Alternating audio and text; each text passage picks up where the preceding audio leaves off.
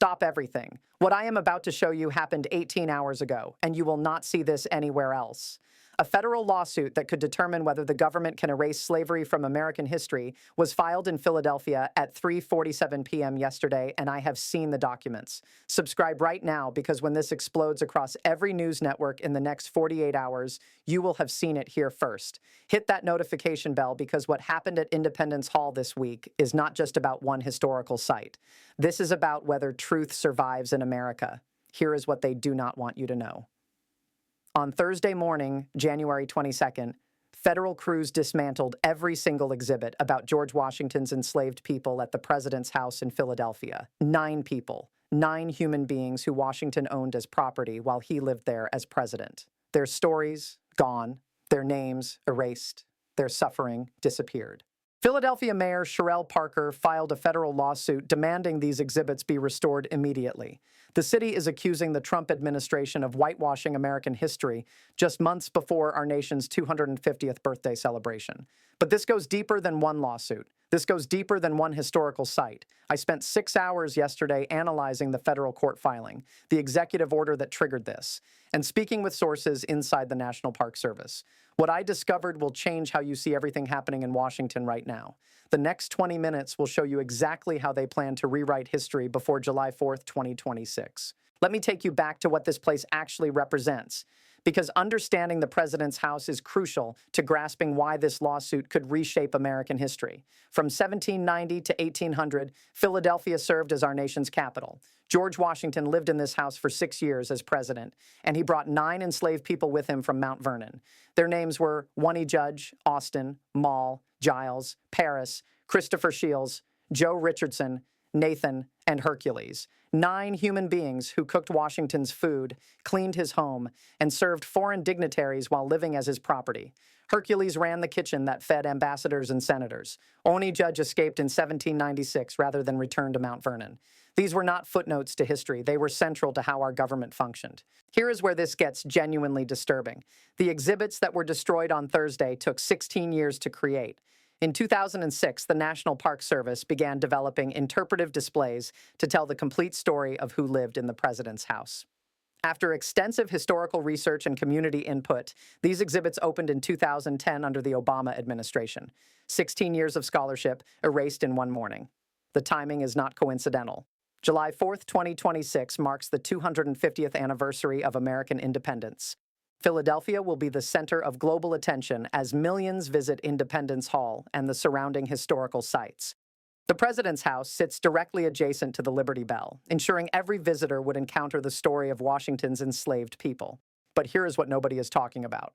Executive Order 114253, signed by Trump in March, specifically targets Independence National Historical Park.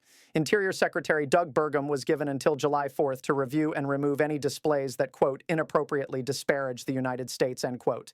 That language came directly from the White House. According to sources inside the National Park Service who contacted me yesterday, Burgum's team identified the slavery exhibits as problematic within weeks of the order being signed.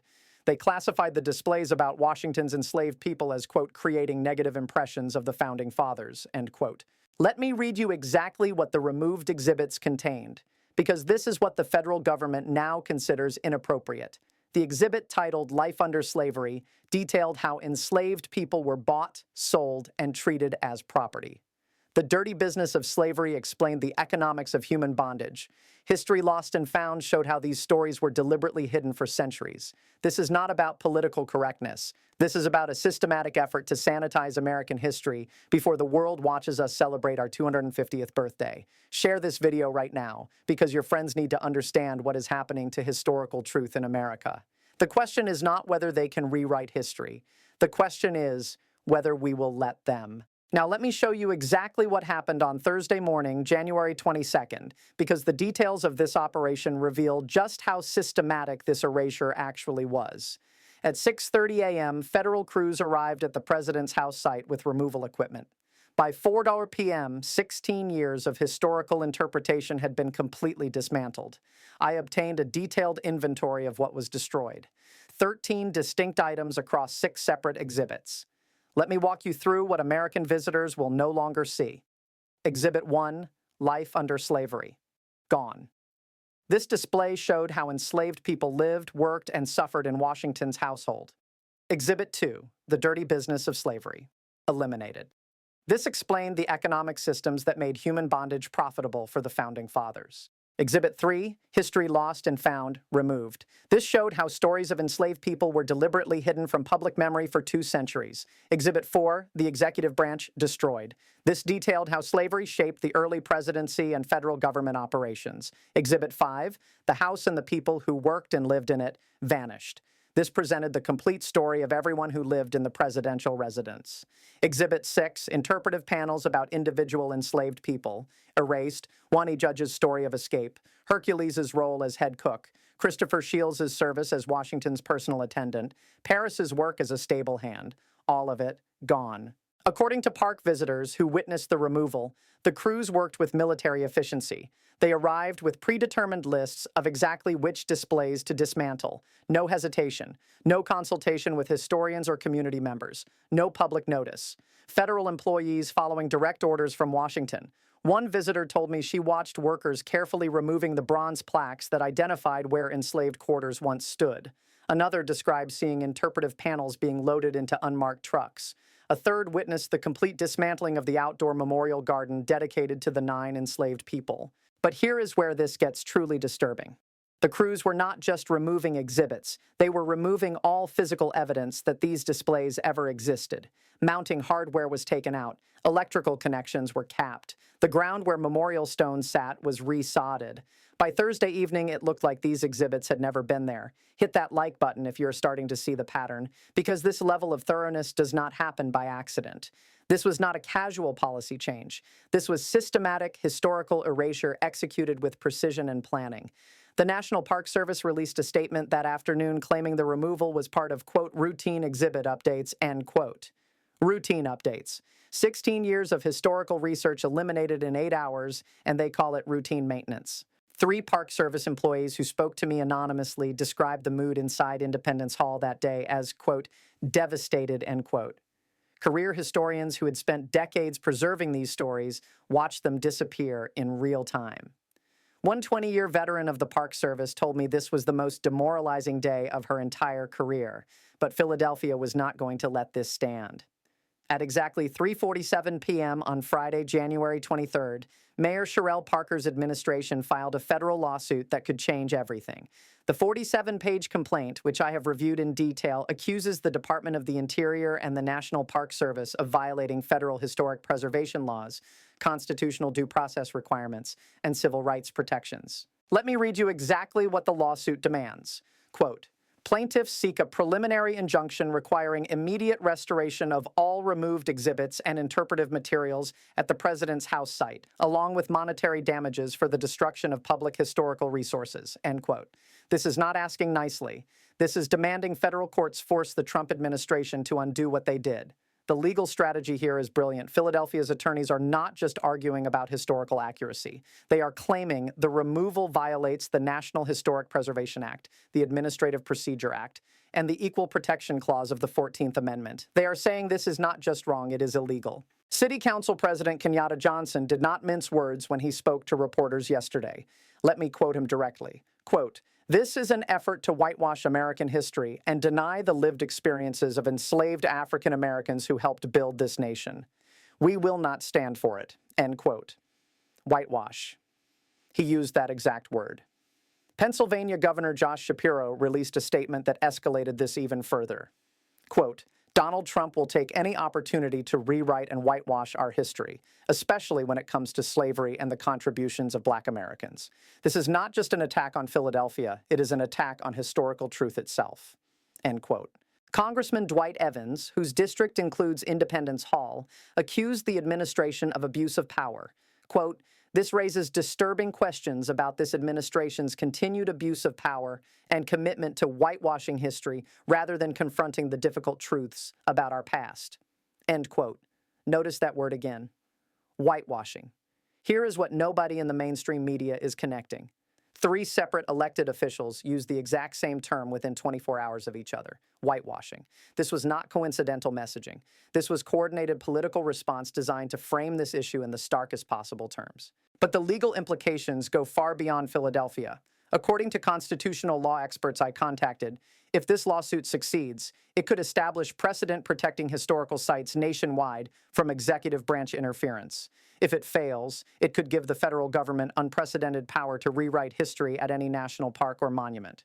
Professor Sarah Chen from Temple University's law school told me this case could be, quote, the most significant constitutional challenge to executive control over historical interpretation since the founding of the National Park Service, end quote. The stakes could not be higher. The Trump administration now has 30 days to file their legal response. Interior Secretary Doug Burgum will have to defend his directive in federal court. The National Park Service will have to explain why 16 years of historical scholarship was eliminated in 8 hours. Subscribe right now because I'm going to be following every court filing, every legal motion, every procedural development in this case. When their response is filed, you will see it analyzed here first. Share this video because people need to understand that constitutional law is being written in real time over whether the government can erase slavery from American history. Now let me show you what this really means, because Philadelphia is not the only target. I spent yesterday analyzing Executive Order 14253, and what I discovered should terrify anyone who cares about historical truth in America. This is not about one historical site. This is about rewriting American history at scale before the world watches us celebrate our 250th birthday. The order specifically mentions Independence National Historical Park, but the language is deliberately broad. Any display that, quote, inappropriately disparages the United States, end quote, can be reviewed and removed. Gettysburg National Military Park has exhibits about the horrors of slavery that motivated the Civil War. Gone. Little Rock Central High School National Historic Site tells the story of segregation and civil rights. Vulnerable. The National Museum of the American Indian discusses genocide and forced relocation. At risk. Here is the timeline that should alarm you. The executive order was signed in March 2026. Burgum was given until July 4th to complete all changes. Philadelphia was just the beginning. Sources inside the National Park Service tell me reviews are already underway at 17 other historical sites across the country. Let me walk you through 3 scenarios for how this unfolds, because the next 90 days will determine whether historical truth survives in America. Scenario 1, legal victory. Philadelphia wins their federal lawsuit, the exhibits are restored, and the executive order is struck down by the courts. I estimate this has a 30% probability of success. Scenario 2, prolonged court battle. The case drags through federal appeals for months while other sites continue removing exhibits about slavery, genocide, and civil rights violations. The 250th anniversary celebration happens with sanitized history, and by the time courts rule, the damage is permanent. This scenario has a 50% probability. Scenario 3, complete historical revisionism. Philadelphia loses their lawsuit, establishing legal precedent that the executive branch can rewrite history at will. Every national park, monument, and historical site becomes subject to political interpretation. This scenario has a 20% probability, but the consequences would be catastrophic. Do you understand what July 4th, 2026 represents now? It is not just our 250th birthday. It is the deadline for rewriting American history before the entire world watches us celebrate. Millions of international visitors will tour Independence Hall, Gettysburg, Mount Rushmore, and dozens of other sites. What version of America will they see? According to tourism officials I contacted, over 40 million people are expected to visit national historical sites during the anniversary year. 40 million people who will experience whatever version of American history survives these removals. 40 million people who will return home with stories about how America presents its past to the world. But here is what makes this genuinely dangerous.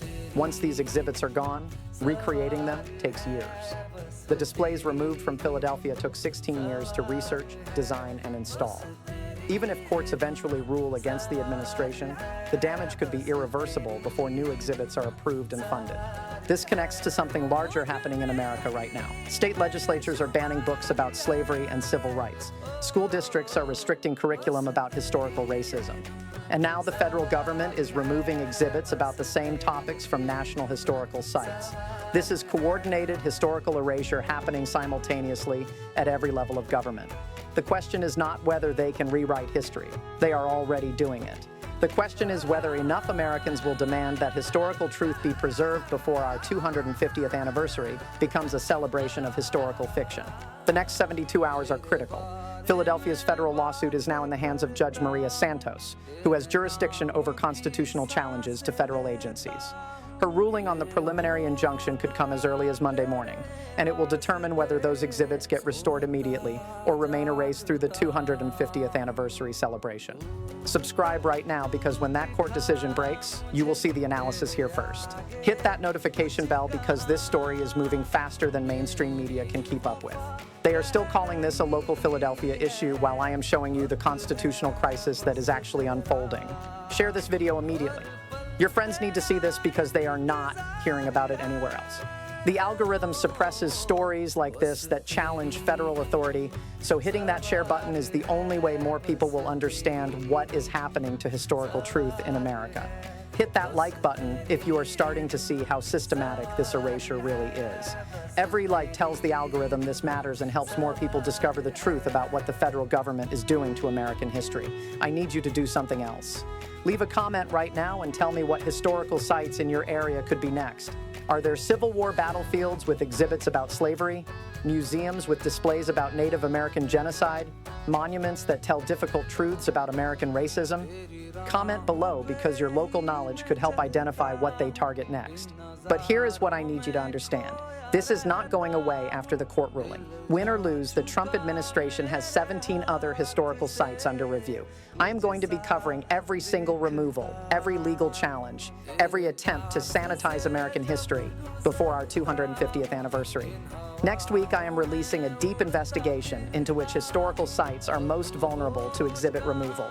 I have been analyzing Executive Order 14253 line by line, and I have identified the specific language they are using to justify historical erasure. You are not going to see this reporting anywhere else. The question right now is not whether this lawsuit will succeed.